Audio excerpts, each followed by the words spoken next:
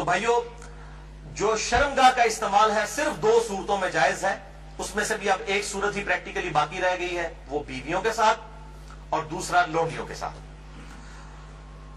تو اس سے یہ چیز بھی اس کے اندر امپلائڈ ہے کہ اس کے علاوہ جتنی بھی چیزیں ہوں گی شرمگاہ کے استعمال کے پوائنٹ آف ویو سے وہ جائز نہیں ہوگی، اور اس میں ٹاپ آف دا لسٹ چیز جو ہے وہ یہ مشت زنی والا ایشو ہے جو نوجوان مردوں کے اندر ایک فتنہ پایا جاتا ہے ہینڈ پریکٹس کا، اس کی بھی حرمت اسی کے اندر امپلائڈ ہے، یعنی کوئی مرد جو ہے وہ اپنے ہاتھ سے منی نکالے اور اپنی شہوت کی تسکین کرے، وَلِعَوْذُ بِاللَّهِ تَعَالَى۔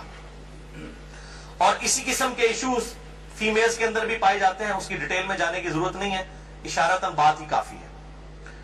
تو اسی کانٹیکسٹ میں بعض علماء کی طرف سے، آج کل کے کچھ جدید علماء ہیں ان کی طرف سے فتاویٰ اور کچھ بزرگوں کے فتاویٰ پیش کیے جاتے ہیں، وہ سب کے سب بے سند اور فضول قسم کے فتاویٰ ہیں۔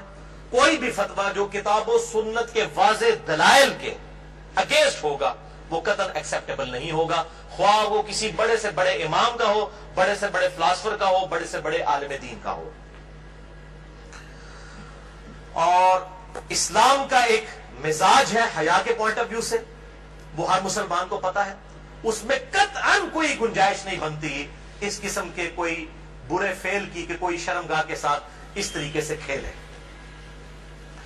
تو یہ جو شرمگاہ والا معاملہ ہے اور مشت زنی والا جو ایشو ہے میرے بھائیوں، یہ نہ صرف حرام ہے یا چلے کوئی احتیاط کے اندر الفاظ استعمال کریں تو مکروہ تحریمی، بلکہ یہ گناہ بھی ہے، اور گناہ کبیرہ زنا کی طرف لے جانے والا ہے۔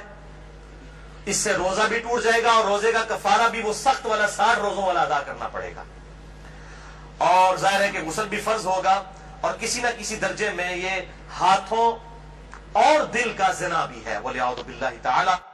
چنانچہ اسی کانٹیکسٹ میں ایک بڑی کریٹیکل حدیث ہے، صحیح بخاری اور صحیح مسلم کی متفق علیہ حدیث ہے، صحیح بخاری میں 6612، صحیح مسلم میں 6754، اور مشکات میں بھی 86 نمبر پہ یہ حدیث موجود ہے کہ آپ صلی اللہ علیہ وسلم نے فرمایا کہ آنکھ کا زنا دیکھنا ہے، کانوں کا زنا سننا ہے، بے حیائی کی باتیں سننا، زبان کا زنا بولنا ہے، فحش گفتگو کرنا، ہاتھوں کا زنا پکڑنا ہے، ٹانگوں کا زنا چل کر جانا ہے، اور نفس تمنا اور آرزو کرتا ہے اور شرمگاہ اس کی تصدیق کر دیتی ہے، وَلِعَوْذُ بِاللَّهِ تَعَالَى۔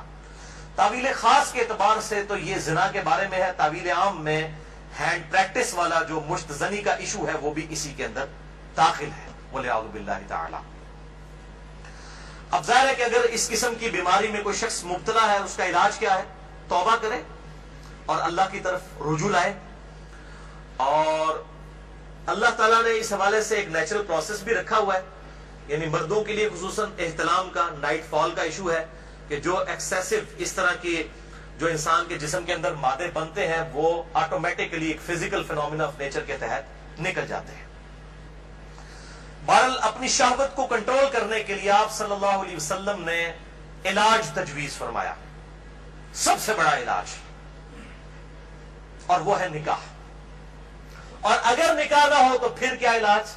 اگر آج کل کے فلاسفرز اور ان جو سو کالڈ بزرگوں کے فتوے مانے جائیں تو وہ تو کہتے ہیں کہ جی آپ نعوذ باللہ جو ہے وہ مستزنی کر لیں، یہ علاج ہے۔ نبی صلی اللہ علیہ وسلم نے یہ علاج تجویز نہیں فرمایا۔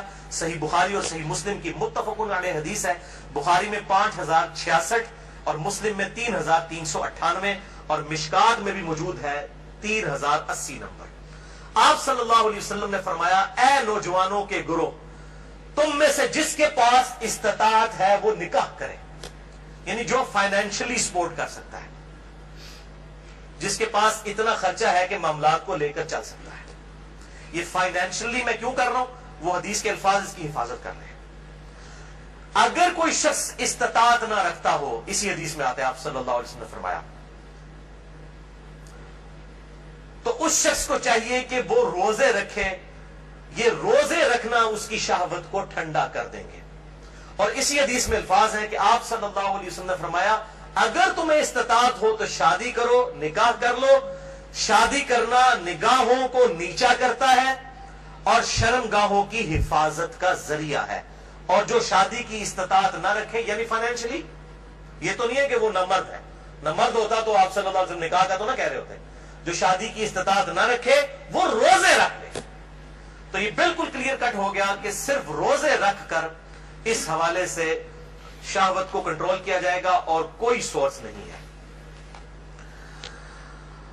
اور بھائیو، سوشل میڈیا کے اعتبار سے جو آج کل فتنہ اٹھا ہے، یعنی کمیونیکیشن گیپ ختم ہو چکا ہے. فیس بک، یوٹیوب کے ذریعے، یعنی پہلے زمانوں کے اندر تو اگر کوئی لڑکی لڑکا آپس میں کسی اعتبار سے رابطہ بھی کرنا چاہتے تھے تو کوئی رابطے موجود نہیں ہوتے تھے. لیکن سوشل میڈیا اتنا بڑا فتنہ ہے کہ کوئی غیر محرم مرد و عورت آپس میں رابطہ کر سکتے ہیں. اور میں اس پہ کہتا ہوں یہ اتنا بڑا فتنہ ہے کہ اس فتنے سے صحابہ کرام علیہم رضوان کو بھی نہیں گزرنا پڑا. ان پر قتال کی شکل کا فتنہ آیا. یہ فتنہ پنجابی والا نہیں ہے، یہ عربی والا ہے، آزمائش. لیکن بے حیائی کا جو طوفان بدتمیزی ہے، بلکہ صحیح سونامی جو ہے، اس کا عشر عشیر بھی صحابہ کے دور میں نہیں تھا. کیا اس دور کے اندر صحابہ باہر نکلتے ہوں گے تو 20 فٹ بائی 50 فٹ کی موبائل کمپنیوں کے اشتہارات لگے ہوتے تھے بے پردہ عورتوں کے؟ اور یہ سوشل میڈیا اور ٹی وی، اس کے جہاں پہ پازیٹیو یوز ہے، یہ نیگیٹو یوز والا جو معاملہ اس زمانے میں تو نہیں تھا. تو اس اعتبار سے غض بصر بہت ضروری ہے، نگاہوں کی حفاظت کرنا. تو آپ صلی اللہ علیہ وسلم نے غض بصر کے لیے، نگاہوں کی حفاظت کے لیے، شہوت کو کنٹرول کرنے کے لیے نکاح تجویز فرمایا یا پھر روزے. اور میں ایک اور علاج تجویز کر دیتا ہوں اس حوالے سے، پھکی والا علاج، اجتہادن. کیونکہ مجھے اکثر لوگ پوچھتے ہیں، کہتے ہیں جی روزے تو رکھے نہیں جاتے، جی مشکل ہے، گرمی اتنی ہے، وہ اسی لیے تو بتائے گئے ہیں. تو میں ان کو پھر ایک علاج تجویز کرتا ہوں، اینٹی وینم. کوبرا سانپ کاٹ دے تو اس کے وینم کا علاج اینٹی وینم سے ہوتا ہے، جو کوبرے کے زہر سے تیار ہوتا ہے.